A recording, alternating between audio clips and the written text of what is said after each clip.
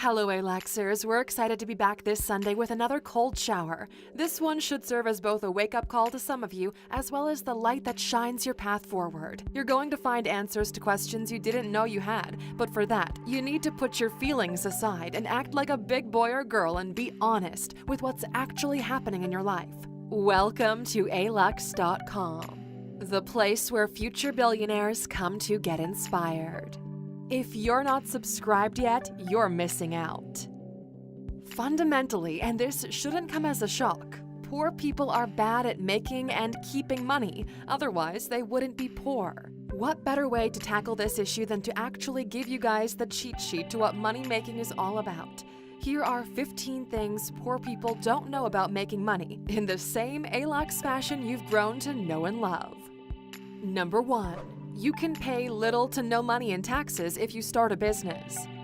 This should be common knowledge to almost anyone, but just to make sure we're going to say it once again. Businesses do not pay taxes on income. They pay taxes on what's left after you subtract expenses, money they're able to generate. If you spend the money the business generated on goods and services that benefit the business, you will not pay taxes at all. The more business expenses you have, the less amount of money is left to be taxed. That's why people spend millions on private jets. It's a business expense because it allows you to meet with clients. The private jet is a deductible, so is the jet fuel, meals with clients in restaurants, traveling for work, and so on. This is a fundamental difference between businesses and individuals. To illustrate it in the simplest way possible, business makes money, spends money, then gets taxed on what's left. Individual earns money, gets taxed on that money, and spends what's left. The average American pays somewhere around 27% in income tax, while in Europe it's closer to 50%. Meanwhile, the average corporation pays between 0 and 3% in taxes. Number 2. Making money is about system solving, not working hard. You make money when you're able to solve and put together all the pieces in the puzzle. The only way poor people know how to make money is to work for it, exchanging time and effort and someone else paying you for it. The only value comes from your ability to create a chain of systems that transform input into money. Here's what we mean by that in a simple way. Poor people earn money by being the salesperson at a lemonade stand. The owner of the stand is paying you by hour. In this case, you're just a piece of the puzzle. The lemonade stand owner has the following pieces. 1. Identify the product or service, in our case, lemonade. It's the good that gets exchanged for money at the end of the chain. Now let's see what happens before the sale of lemonade. 2. You have the stand where the lemonade is sold at, but the fresh lemonade doesn't sell itself, so you have to bring in someone else. 3. The person who's selling the lemonade. Now that you think about it, this person needs to receive the ingredients. In our case, cups, lemons, water, and sugar, and so on. 4. Transport of the ingredients to the lemonade stand, as well as 5. The actual ingredients that need to be purchased from what is called a supplier. To put this process in business terms, supplier, distribution, process, sales, consumer. See how the lemonade seller is only a piece of the puzzle, while the owner needs to think about all of these elements. As a rule of thumb, the employee gets $1 for every $10 of value they're able to generate for the owner. The reward for solving the process is a lot bigger than being a wheel in the machine. The moment you're able to solve the puzzle of processes, you can begin to take full advantage of the marketplace, which will make you more money, if not rich. Number 3. Make money while you sleep or you'll never be rich. Listen and listen very carefully. As long as you're trading time for money, you'll never be rich. Why? Because there's a limited number of hours in a day that you can trade. Even if you traded all of them, you would still hit an earning wall. Your ability to generate income should not be tied to you. Don't be the machine that makes money. Build the machine that makes money for you. This is why the previous point of solving the system is so damn important. Unless you take back control of your time, you'll always be poor. 8 hours of your day, you're asleep. 8 hours a day you spend at work. 2 hours get wasted in traffic going to and from work, and you're left with 6 hours in a day to eat, do chores, invest in yourself, figure out who you are, date, and have a romantic life. There's realistically not enough time for all of them, so what do people do? They sacrifice some of these without realizing that they're actually the things that make life worth living. You're not just here to wake up, go to work, pay your bills until one day you die. Number 4. It takes the same amount of effort to make $50,000 as it does for $1 million. This one will get most people confused. We can almost hear all the heads tilting and your inner voice going, huh? What? Wait a minute. It took us over 5 years to understand this concept because it felt so disconnected from where we were sitting in the earlier days. A mentor of ours gave us the following compliment and advice. Wow, congratulations on the effort, quality, and amount of work you're putting in. It's a shame you're focused on the wrong thing. Once you're able to solve the puzzles, might as well try to solve the ones with the bigger rewards. What's the point of working as hard for a fraction of the reward? It took us 3 years to find a different puzzle, and 2 more before we were able to solve it, but the reward was definitely worth it. Here's how it applies to you. If you're earning $2,000 a month selling telecom subscriptions over the phone, you could earn over $20,000 a month by selling cars or real estate. The process is quite similar, but the rewards greater. Pushing this example further, that same person could earn over $100,000 a month selling stocks on Wall Street. The sales process is the same, but your focus isn't right. Number 5. Ideas are worthless without extended execution. Can y'all please stop with the $1 million idea that you have? How long have we been saying this here at ALUX? An idea is worth $1 million only after it made $1 million. Everybody has ideas. You can stop anyone on the street and they'll be able to vomit 1 or 2 business ideas that they think are worth quite a fortune. Please pay attention for what we're about to tell you and change the way you think about ideas for as long as you live. An idea is a multiplier to your execution.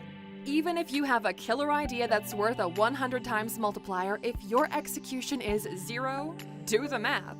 0 times 100 is 0. Your ability to execute is multiplied by the quality of your idea, which means take any mediocre idea and simply execute better on it. That is how you win. That's why Google crushed Yahoo. Facebook crushed MySpace. That's why TikTok won where Vine failed. That's why McDonald's won over the other burger franchises at the time. That's why Starbucks is still winning the coffee game. Making coffee with milk isn't an $85 billion idea, but the puzzle they've been able to solve and plan they've been able to execute on the way is. Success comes from being able to execute at a high level for extended periods of time. And please, do not neglect the extended periods of time part. It's really important. Number 6. Instead of cutting down costs, focus on increasing income. Poor people cut coupons. They spend hours figuring out ways to save a couple of pennies. You know another of our favorite sayings, a penny saved isn't a penny earned, it's just a penny. It doesn't matter if you're worth $1,000 an hour or $750. Why are you wasting 2 hours of your life driving to 3 different supermarkets just to save $10 on some detergent? The return on your time is whack. We deeply despise from the bottom of our hearts the people that spend their efforts trying to cut down personal costs when that time could go toward increasing income. If you're earning $750 an hour and you have time to go to 3 supermarkets, you've got time to learn Microsoft Excel here on YouTube and find a different job that pays 3 times that amount.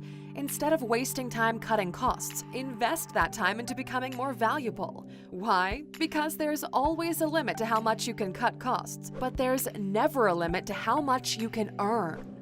Number 7. $100 in passive income is worth more than $1,000 of worked income. This is something counterintuitive to most people, and we're glad to get the opportunity to finally address it and maybe lighten the path forward. The average person looks at our comparison and scoffs right away. How can $1,000 be worth less than $100? Well, here's why. That $1,000 is dependent on you being able to show up, to perform, to secure clients, etc. While the 100 isn't. That 100 will come in no matter what you do. What happens if you get hit by a car or get sick and your ability to perform goes away? Passive income also frees up your life. Ready to have your mind blown? $40,000 per year in passive income is worth more than $200,000 a year with a normal job. A $200,000 per year job will require your time, effort, and attention at least 5 days a week. You know you'd be working weekends as well in some form or another. It also chains you to a desk, to a location, to a country, to an office. For $200,000, you'd be stressed the hell out and have to put up with a shitty boss. With $40,000 per year, you could live almost anywhere in the world and have 100% of the time to yourself.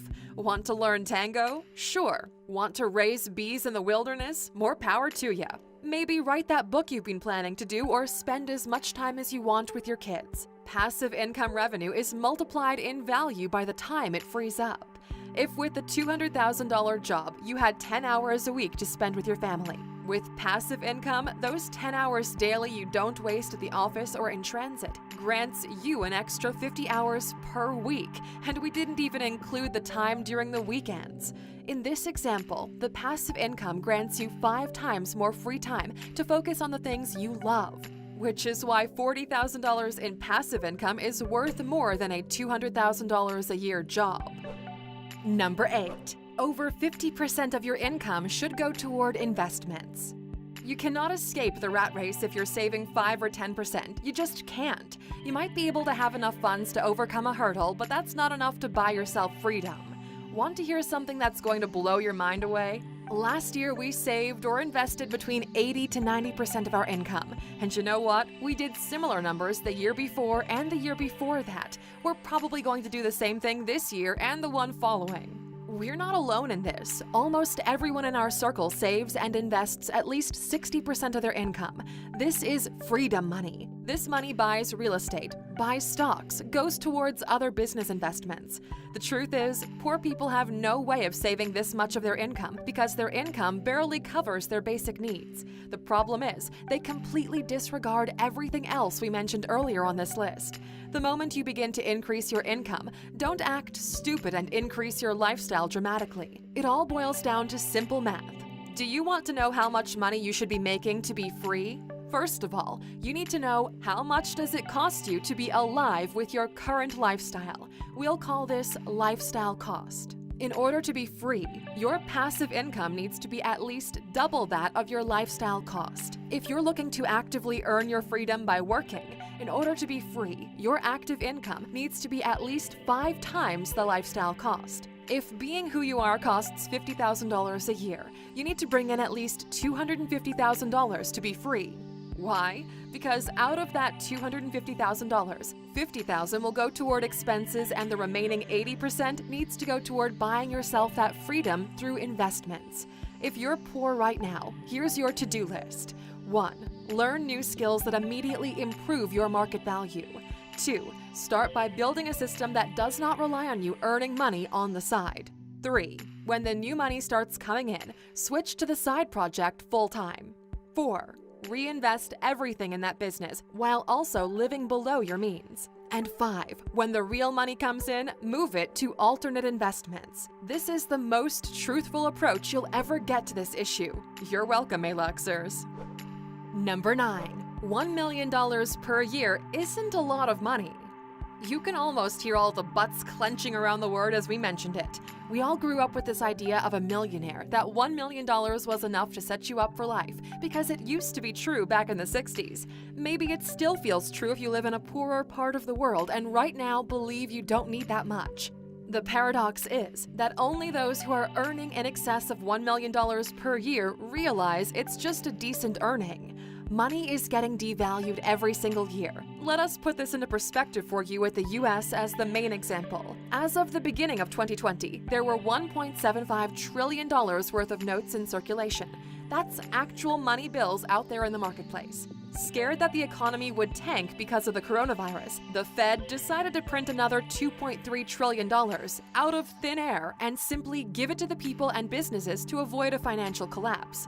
Value comes from scarcity. The more something is found in the marketplace, the less valuable it is. Congratulations, every dollar you have is worth less than half of what it used to be. This devaluation of currency is called inflation.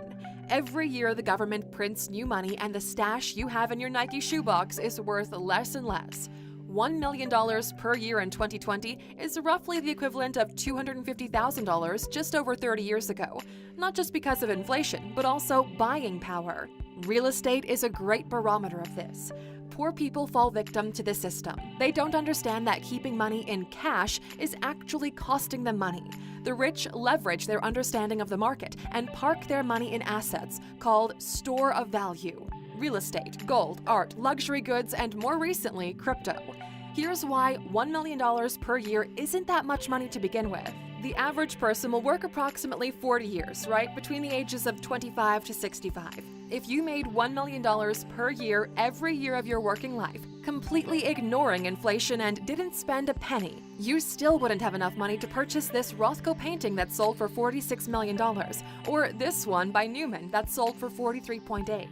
Imagine working your entire life for $1 million a year and still unable to buy a piece of canvas with 2 colors on it. Yet these types of paintings sell every single year. Number 10. A wall gets built brick by brick, the same as wealth. Poor people always have this idea of striking it rich. Through unpredictable means, luck would come their way and bless them with financial riches. The rich never buy lottery tickets. It's actually one of the reasons they became rich in the first place. It's because they understand how wealth is built, and you can't just leave this to chance. Pay close attention to how most poor people act with money.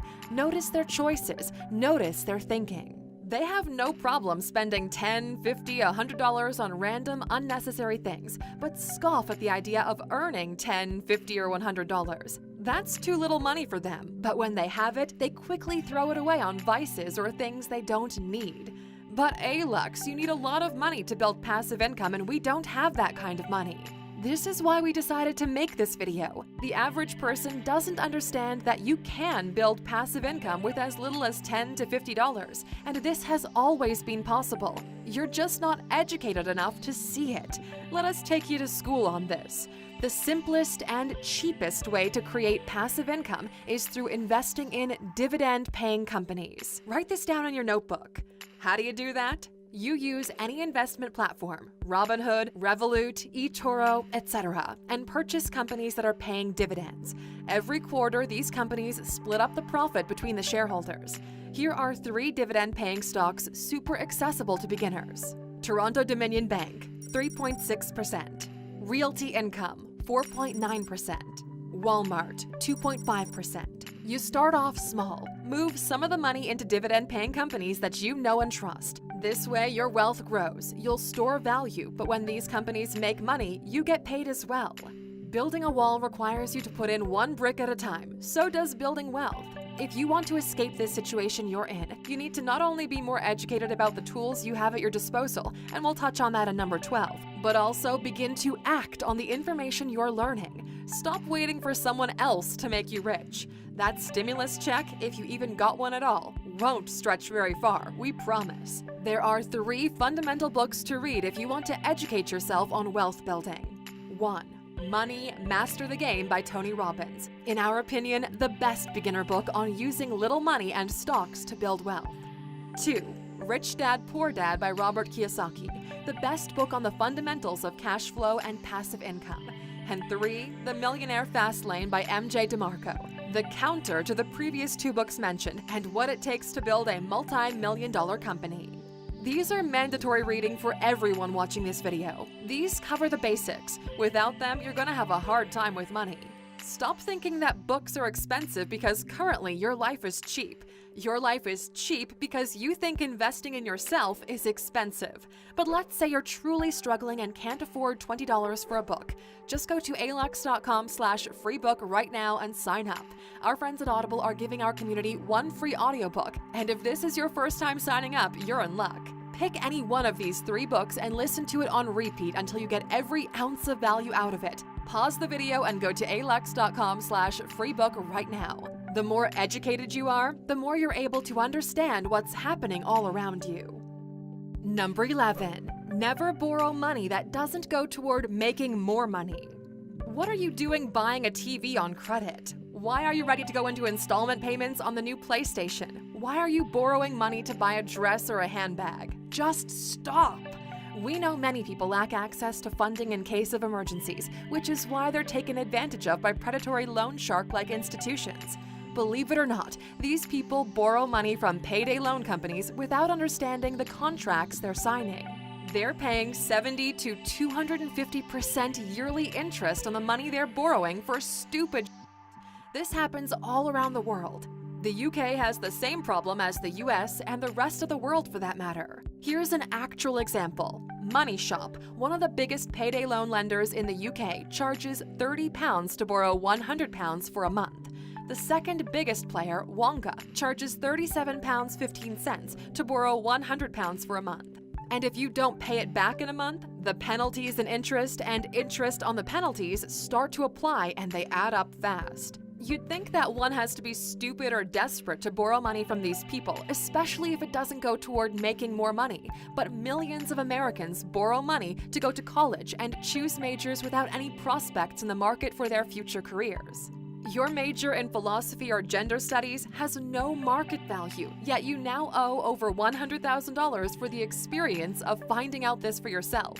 This is why OnlyFans is so popular. These girls have debts to pay. Borrowing money can either make you rich or a slave to some creepy old guy who now basically owns you for life. The problem is, poor people cannot differentiate between the two, which is why every time we call them out on borrowing money to join pyramid schemes shaped like multi-level marketing, they get so obfuscated. Go to the comments right now and see the butthurt MLM people defending their investment as legitimate. As a golden money rule in life, the moment you're giving your money to someone else, you're making that person richer and making yourself poorer. Pay close attention to who you're making rich. Number 12. You earn in proportion to your ability to use the tools you have at your disposal. We're so accustomed to having all this stuff around us that we forget some of these are tools, and tools are meant to be used to generate value for your existence. Back in the very beginning, all you had was your body, so you could carry stones with your muscle, use your eyes to look for snakes in the grass or for red fruits. There are people to this day that the only tool they use is their body. In many parts of the world, people still carry things by hand, for example. We're jumping closer to the present, and now you even have tractors to carry even heavier stuff, with people no longer having to rely on their physical strength to get the job done. All you need to do is to learn how to operate the machinery, and you're immediately more valuable than the person who carries the stuff by hand. Keep this idea in mind as we progress through this point. People no longer understand the purpose of tools. Why do you have a $1,000 plus iPhone to only scroll Instagram? If that's the only thing you use your iPhone for, you just paid $900 more than you should have. YouTube is a tool. You can either learn new skills from it or waste 3 hours of your life watching TikTok compilations. Tools are multipliers, and the amazing thing is, they stack up onto each other. Yet most of you don't see that. Poor people purchase things for status, while the rich purchase them for purpose. This is why most of the poor think the rich are greedy. Man, if I had that kind of money, I would buy 3 Ferraris in different colors, while the rich shake their heads in disbelief. Entertainment is free or cheap. Don't waste money you don't need to. Instead, look around you at the things you own. Some of them are tools and can be monetized. The device you're listening to this on can make you money if you use it right. Learn to monetize the things you already have. Number 13. Keeping money is harder than making money. Most poor people think that making money is hard, but almost all of them have made money in the past and will be making money in the future. The hard part is keeping the money, not making it. Making money is no secret. You get a job or sell a product or service. That's basically your only 2 options. But very few people know how to keep it and grow it once they have it. How many of you are spending money you don't have? How far behind the line are you where you're doing the math in your head and hope the people you borrowed from will just forget about it? That's why your life is the way it is. You cannot control your spending habit. Just a couple of weeks ago, we had a Skype call with antivirus multimillionaire John McAfee, who, despite earning in excess of $100 million from the sale of his antivirus software to Intel, has managed to lose almost all of it, including his freedom in the process. Maybe we'll actually release the talk sometime in the future on our channel. His stance was that making money is one of the easiest things in the world, but not losing it is actually very difficult if you don't know what you're doing, and it's true.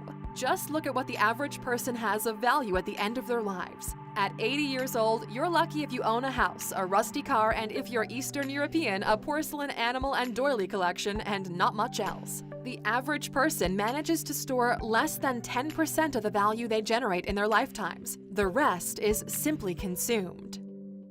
Number 14. Business people hire good professionals to make them rich. This is a fundamental difference between two types of mindset. Poor people are looking for security, while rich people are looking to build wealth. The golden rule when it comes to security is being hard to replace. The harder you are to replace, the more you're worth to the marketplace. Specialize and your salary will always be high.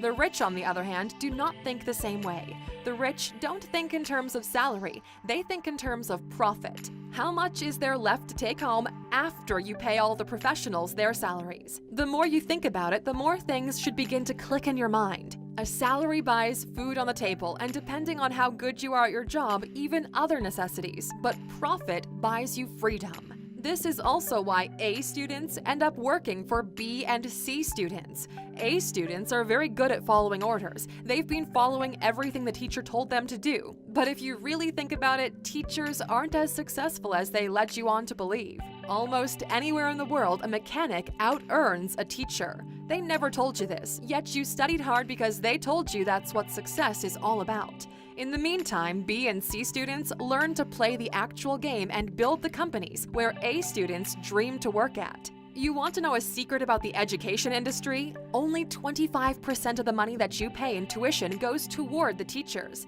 The rest of the money goes to the chairmen of the boards and the trust funds who own the biggest universities in the country. Although universities are listed as non-profits, they get to pay whatever salaries they want to their board. Daniel Cummings, the managing director of real estate at Harvard, is paid over $10 million a year. All the guys at the top earn over $5 million a year in salaries from the university, and they don't teach a single class.